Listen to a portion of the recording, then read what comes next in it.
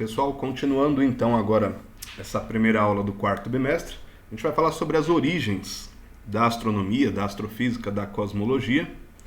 Então o vídeo vai estar dividido em duas partes. Agora a primeira sobre as primeiras medidas do céu e depois a gente vai olhar para o primeiro modelo de universo que foi desenvolvido, que é o modelo aristotélico ptolomaico.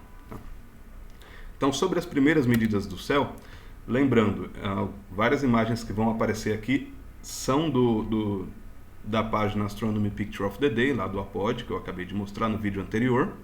Tá, essa imagem aqui, por exemplo, foi postada lá no Apod no dia 20 de junho de 2016. Tá? 20 de junho, geralmente é o dia do solstício, dia 20, 21, 22, dependendo do ano. É o dia de solstício de inverno para a gente, no hemisfério sul, e solstício de verão para quem está no hemisfério norte, né? Essa imagem aqui, por exemplo, trata do nascer do Sol no solstício de verão, sobre essa estrutura de pedras bastante antiga, uma estrutura de 4, 5 mil anos, chamada Stonehenge, que fica lá na região do Reino Unido. Então aqui, nascer do Sol. O que acontece de interessante nessa imagem? No solstício, o Sol nasce e se põe numa posição muito específica. E nos equinócios, em outra posição muito específica. Isso a gente vai trabalhar nas próximas aulas. De toda forma, se você olhar o nascer do Sol lá para quem está no hemisfério norte, no caso aqui no Reino Unido, o Sol nasceu exatamente aqui, onde tem essa pedrinha colocada em cima das outras pedras aqui, e ele sobe inclinado para a direita, tá? Então aqui ele já subiu um pouquinho, está aqui nessa posição. E ele só nasce exatamente nessa pedrinha aqui, com o centro nessa pedrinha, no solstício de verão, dia 20, 21 de junho, para quem está no hemisfério norte. Tá? Então, nos outros dias do ano, ele vai nascer em outras posições. Então, isso que a gente vai estudar nessas primeiras aulas. Tá? Bom, então essa estrutura foi montada de uma certa forma com o cuidado das posições do Sol no decorrer do ano.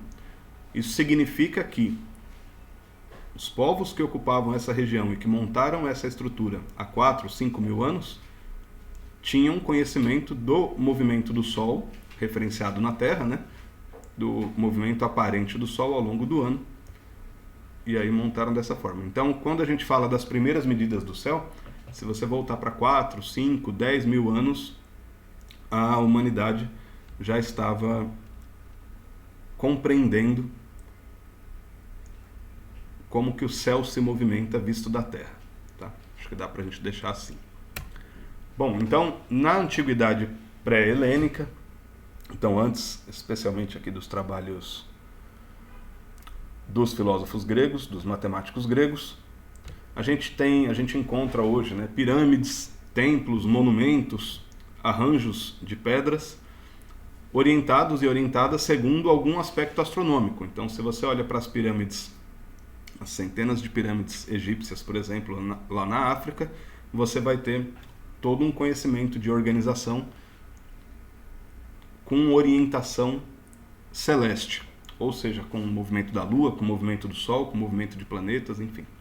Templos também, monumentos, então a gente encontra diversas estruturas nesse sentido, entre 3.000 e 1.000 antes da Era Comum. Ou seja, você tinha o conhecimento do posicionamento aparente do Sol, da Lua e das constelações, e que serviram também como base para a agricultura e para viagens. Ou o pessoal de logística aí pode me corrigir, né? Mas esse posicionamento do Sol também serve para logística, né? Para você organizar transportes, viagens, locomoções, enfim, toda a parte aí que vocês entendem mais do que eu.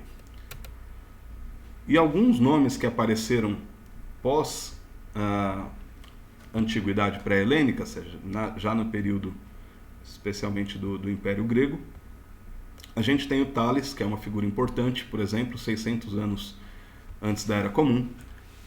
Tales, ele vai sugerir, com base nas observações do céu, de que a Terra flutua. Ele ainda tinha um modelo de terra plana. Esse Tales é o mesmo do Teorema de Tales, que vocês geralmente aprendem em matemática lá na sexta série, sétima série, né? Ou sexto ano, sétimo ano, enfim. E o Tales vai sugerir um modelo de terra plana flutuante. E por que flutuante? O plano aqui não importa muito, porque com o que ele tinha de alcance de vista, ele imaginava que era um grande plano mesmo, um grande horizonte, né? Mas sugerir que a Terra flutua não é algo tão simples, né? E o Tales vai fazer isso por quê? Porque ele repara que os astros celestes, sejam Sol e Lua, que são os que mais chamam a atenção, mas também as estrelas, formando as constelações, enfim, todos esses astros, eles nascem, aí eles dão uma volta pelo céu, se põem do outro lado, e no outro dia eles nascem de novo do mesmo lado que eles nasceram no dia anterior, né? Então ele vai entender que para que todos esses astros se ponham de um lado ao redor de todo o horizonte e apareçam de novo do outro lado, a Terra não pode estar apoiada em nada, quer dizer, não pode ter fincada em alguma base do universo. Isso não existe. Então ele vai sugerir que não, está flutuando porque as coisas giram em volta do planeta. Então, primeira coisa, tá? Perceba que a gente não está falando ainda em Terra em movimento, né? Em rotação, translação, esquece isso. A gente está falando, por enquanto, da estrutura do universo. Bom, um pouco mais para frente, já com os trabalhos de Pitágoras, Aristóteles, Eudóxio e mais uma galera, foi desenvolvido um primeiro modelo de universo. Tá? Modelo no sentido de como que está estruturado todo o universo. Então, o primeiro modelo vai surgir daqui, e aí vale a pena notar. É um modelo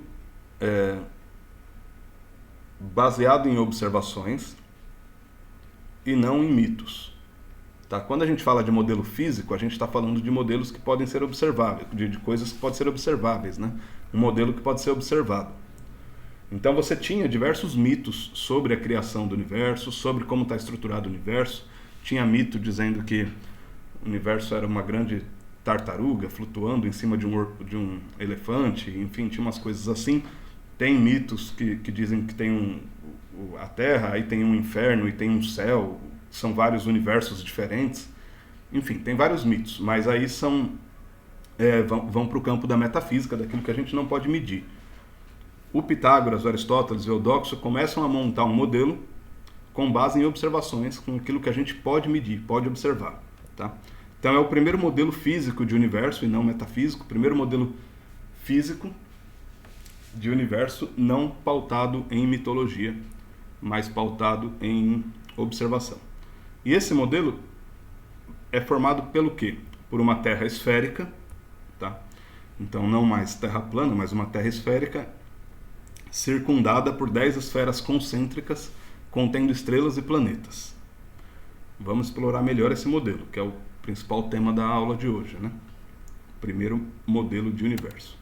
Então ele tem essa característica aqui, modelo aristotélico pitagórico, tá? Então, começado pelo Pitágoras e finalizado pelo Aristóteles. Você tem a Terra no centro, em repouso, esférica. Em volta da Terra você vai ter o ar e o fogo, a água está bem aqui na bordinha, né, que seriam os oceanos, os mares, então você tem terra, água, ar e fogo. Reparem que eles colocam o fogo acima do ar, por qual motivo? Porque quando você acende uma fogueira, faz algum fogo, ele sobe. Então a ideia é que esse fogo vai para cima do ar que a gente respira, né? E aí depois desse conjunto terra, água, ar e fogo, vem alguns astros. Então a Lua, na primeira esfera de cristal, esfera de vidro, né? Transparente para a gente poder ver os outros, né? Depois vem Mercúrio, na segunda esfera, depois Vênus, na quarta esfera vem o Sol, depois Marte, Júpiter, Saturno e na última esfera as estrelas, que seria o firmamento, o final do universo. Tá? Por que foi montado dessa forma? Porque eles acharam bonito? Não, tem que ter uma explicação. Para o Aristóteles, para a escola pitagórica, as coisas tinham que ter explicação observável, né? Então, essa lógica, essa ordem de Primeiro a Lua, depois Mercúrio, Vênus, depois o Sol, depois Marte. Vou tentar explicar rapidamente com o auxílio do Stellarium. Tá? Mas vale a pena mencionar um detalhe importante. Já se conhecia Mercúrio, Vênus, Marte, Júpiter e Saturno, 5 planetas, muito antes de ter telescópio, luneta, essas coisas, né? Por qual motivo? Para quem ainda não sabe, porque a gente enxerga a olho nu, né? Mercúrio, Vênus, Marte, Júpiter e Saturno a gente vê a olho nu muito facilmente, então por isso que eles aparecem aqui. A Lua e o Sol nem conta, né? Porque a gente vê mais ainda facilmente.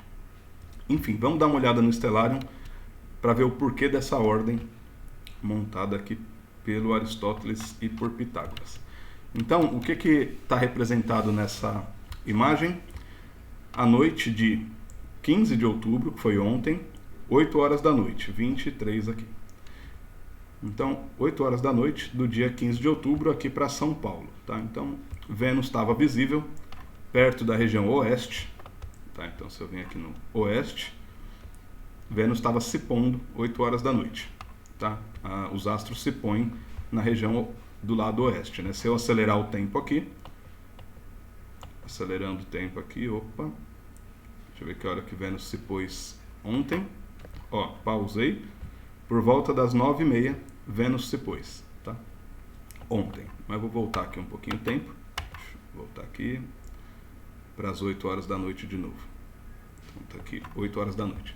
Bom, Vênus estava aqui se pondo e tem um monte de estrelinha aqui em volta, né? Visivelmente, a gente olhando para Vênus, ele parece uma estrela muito forte. Só isso, a olho nu, né? Mas se você hoje em dia coloca uma luneta ou um telescópio, você vai ver o planeta Vênus, né? Mas a olho nu ele parece uma estrela mais forte. O que acontece? Ontem, Vênus estava aqui e tinha essas outras estrelinhas em volta dele.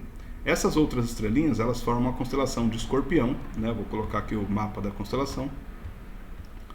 Então, Vênus estava perto da cabeça do Escorpião, que é a estrela Antares, aqui uma estrela avermelhada, né? Isso ontem à noite.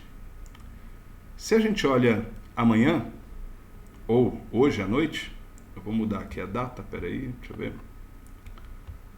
Vou mudar aqui a data, estava dia 15/10, vou colocar dia 16. Ó, o que aconteceu com Vênus agora? Voltando dia 15, ele estava um pouco para baixo de Antares, a estrela da cabeça do Escorpião aqui. No dia 16, ele já está colado nela. No dia 17 está aqui, no dia 18 ele vai estar aqui, no dia 19 aqui, enfim. Agora, o que é interessante? As outras estrelas se movimentam todas juntas no céu. Então, todas elas descem juntas ou nascem juntas ali, se movimentam juntas, formando essas constelações. Já os planetas, eles são estrelas, entre aspas, que se movimentam pelas outras. Então, cada dia, Vênus, Marte, Júpiter, Saturno e Mercúrio, que são os visíveis a olho nu, vão estar numa posição diferente com relação às constelações, tá? Então, se eu tiro aqui o mapa das constelações, essas estrelas aqui continuam se movimentando dia a dia, em conjunto, mas Vênus vai passeando pelas estrelas, né? Então, por isso que é um planeta, tá? Deixa eu voltar aqui para o dia de hoje. Então, esse é um planeta. Agora, o que é curioso? Então, se você olhar, volta aqui para a imagem do modelo aristotélico-ptolomaico. Esse modelo, aliás, aristotélico-pitagórico, ele tem a Lua primeiro, numa esfera menorzinha, girando em volta da Terra, depois Mercúrio e depois Vênus, que eu usei como exemplo, girando em volta da Terra. Por que colocou nessa ordem, Lua, Mercúrio, Vênus e Sol? Porque quanto tempo leva, por exemplo, voltando aqui para o Stellarium, quanto tempo leva para Vênus estar aqui do lado da cabeça do Escorpião? Então, dia 16, por exemplo, ele está bem do ladinho de Antares, que é a cabeça do Escorpião. Aí ele vai indo, passeando pelo céu, 20 de outubro, depois chega novembro. Ó, em novembro ele já chegou aqui em outra constelação. Essa constelação qual que é? Eu nunca lembro a ordem. Sagitário. Então, em novembro ele já está em Sagitário. Depois, em dezembro, passando aqui a data, em dezembro ele vai chegar em Capricórnio. Saturno está em Capricórnio também. Tá? E o que acontece? Quando que ele vai voltar para Escorpião? Então, se a gente... Então, agora estou voltando no tempo aqui. Então, Vênus voltando para Sagitário e voltando aqui para o dia 15 de outubro para chegar em Escorpião. Vênus leva um tempo... Aqui, 16. Então, Vênus leva um tempo para passar por Escorpião, Sagitário e todos os outros... as outras constelações do Zodíaco, até voltar para essa posição aqui em Escorpião. Outros planetas levam outros períodos. Então, por exemplo, se a gente vem aqui para Sagitário ou para Capricórnio, ó, Saturno e Júpiter estão em Capricórnio. Se eu mudo um dia aqui, eles quase não mudam, tá vendo de posição? Mais um dia, mais um dia. Eles quase não mudam de posição, continuam ali em Capricórnio. A mudança deles é bem mais lenta. Então, eu posso ir passando aqui 1 mês, 2 meses, 3 meses, quase que não vai se movimentar Júpiter e Saturno. Só que quando a gente faz essa observação ao longo do tempo, 1 ano, 2 anos, 3 anos, 4 anos, a gente vê que Júpiter e Saturno também vão se movimentando ali pelas constelações do Zodíaco. Só que como eles se movimentam bem mais lentamente, eles ficaram aqui mais para o final, Júpiter e Saturno, por exemplo. Tá? Então essa ordem vai ter a ver com o tempo que leva para o astro sair de uma posição que ele está numa determinada constelação, passar pelas 12 constelações do Zodíaco e voltar para aquela posição original. Tá? Então a Lua é que faz isso mais rapidamente. Deixa eu ver se eu coloquei os números aqui. Período aproximado aqui de trânsito. Então a Lua dá essa volta em 28 dias. Então, se hoje a Lua está numa constelação, a cada 2 dias, 3 dias, ela já muda de constelação. Então, em 28 dias, ela dá a volta e retorna para a constelação original de quando começou a medir.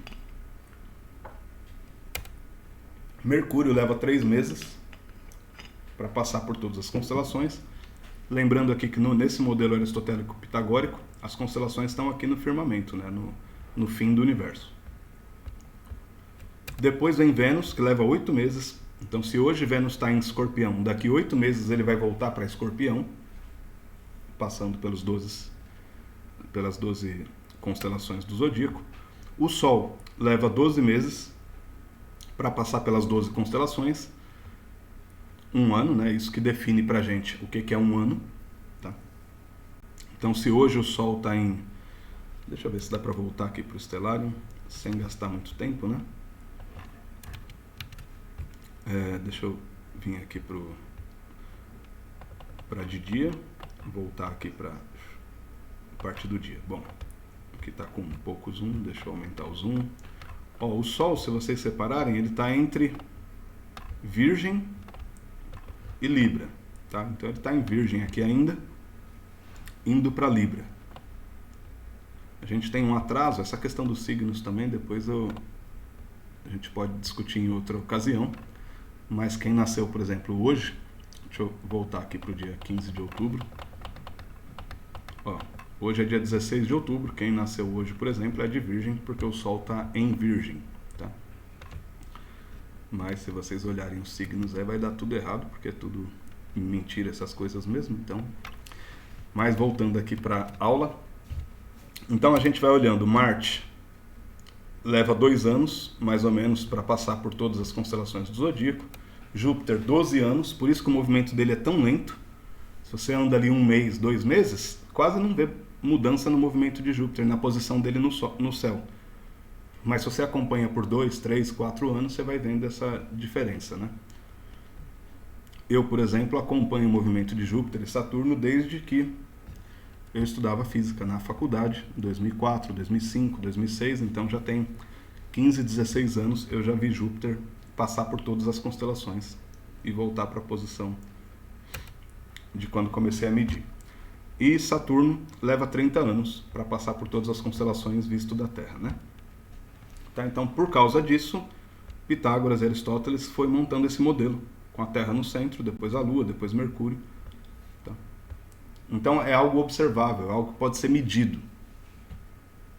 Não é mitologia. Tá? Teve outras propostas também nesse período, eu vou passar aqui rapidamente. Por exemplo, o Heráclito vai montar um sistema com 2 centros, isso é bem interessante, porque ele repara que Mercúrio e Vênus sempre estão próximo do Sol. Ou quando o Sol se põe, Mercúrio e Vênus se põem logo na sequência, ou antes do Sol nascer, Mercúrio e Vênus nascem. Eles sempre estão juntos do Sol. Então o Heráclito vai montar um modelo em que Mercúrio e Vênus giram ao redor do Sol e todo o restante gira ao redor da Terra, né? Também modelo de Terra em rotação e translação ao redor do Sol, proposta do Aristarco, que ele não teve como provar à época, então isso foi meio descartado. Tá? E aí a gente chega no modelo principal, que é o modelo aristotélico ptolomaico. A gente estava falando do modelo aristotélico pitagórico, que é a origem, né? O Ptolomeu ele vem bem depois de Aristóteles e ele finaliza esse trabalho a partir de várias outras contribuições que houveram entre os dois, né?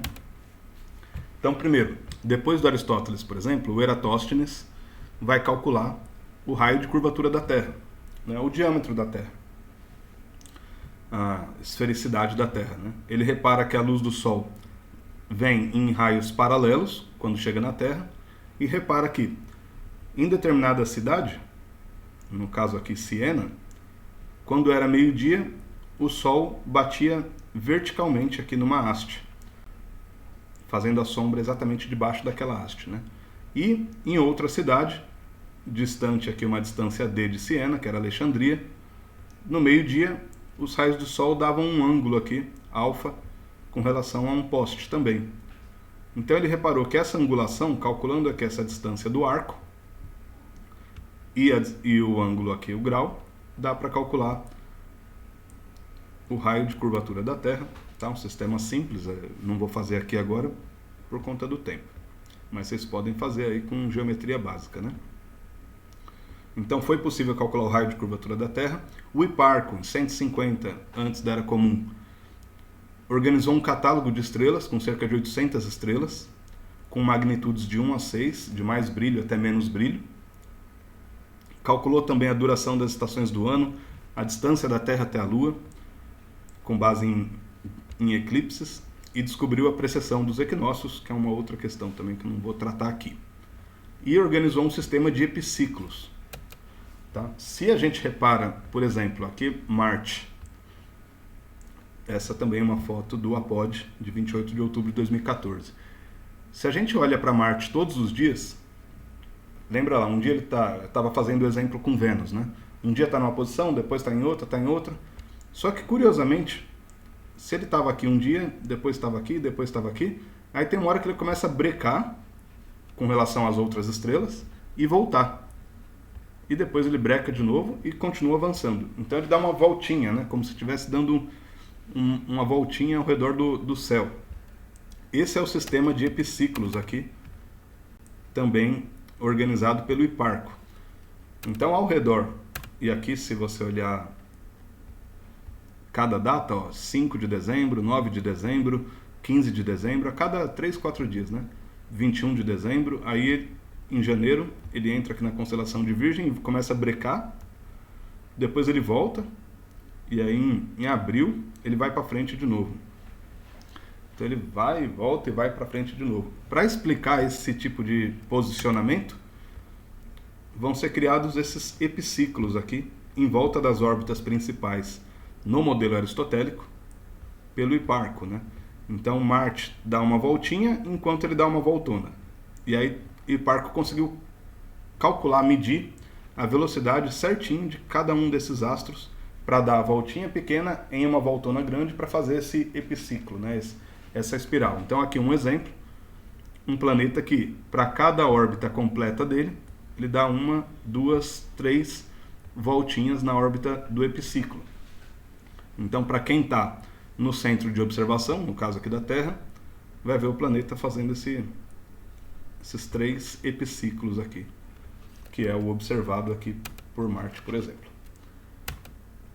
Aí, esse modelo do Aristóteles, que começou lá com Pitágoras, Aristóteles e Eudóxio e todo mundo mais, depois com contribuição do Eratóstenes, do Hiparco, você chega então nos trabalhos do Ptolomeu, 150 depois da Era Comum, então quase 500 anos depois de Aristóteles, com um texto que é o Almagestum, que a gente conheceu a partir da tradução do árabe, né? Que é uma síntese e uma coletânea de todo o conhecimento grego, árabe, norte-africano sobre astronomia. Então os africanos, os árabes e depois os gregos desenvolveram toda a base que a gente tem da astronomia e da matemática, e aí o Ptolomeu vai fazer essa síntese voltado para a astronomia, né? Nessa síntese ele monta um modelo no qual é possível prever as estações do ano, prever as fases da Lua, prever quando ocorreria eclipses, prever conjunções, alinhamentos de planetas, enfim, dá para prever tudo o que vai acontecer no céu nos próximos séculos. Corrigiu períodos de rotação, incluiu os epiciclos no modelo do Aristóteles e corrigiu também os cálculos de previsões. E aí o modelo ficou com essa cara, que é conhecido hoje como modelo aristotélico ptolomaico. A Terra aqui no centro, terra, água, ar e fogo, e depois a Lua, Mercúrio, Vênus, Sol, Marte, Júpiter e Saturno, o firmamento com as constelações do zodíaco, que é por onde esses astros todos passam. Tá? Lembrando que as constelações do zodíaco estão numa faixa ali do céu, por onde esses astros passam, né? Mas tem toda a outra esfera celeste, quer dizer, a esfericidade toda do céu visível, que tem outras constelações, né? Enfim, então mais ou menos esse modelo. A gente vai falar sobre a esfera celeste nas próximas semanas. Por hoje é isso. Espero que vocês tenham compreendido aí. Vale notar aqui para o final que esse modelo aristotélico ptolomaico ficou por mais de 1.300 anos como modelo paradigmático, ou seja, como a verdade científica. Porque ele previa tudo o que ia acontecer no céu, desde os movimentos do Sol, da Lua, de Júpiter, Saturno, Marte, até os alinhamentos, eclipses, conjunções e vários outros fenômenos, né? Então, 1.300 anos é bastante tempo. Quem vai alterar esse modelo, essa proposta de universo, é a chamada Revolução Copernicana, que transforma essa visão do mundo, transforma a visão que a gente entende a natureza. Tá? Isso para a aula que vem. Então, bons estudos aí. Até semana que vem. E vamos caprichar nesse quarto bimestre.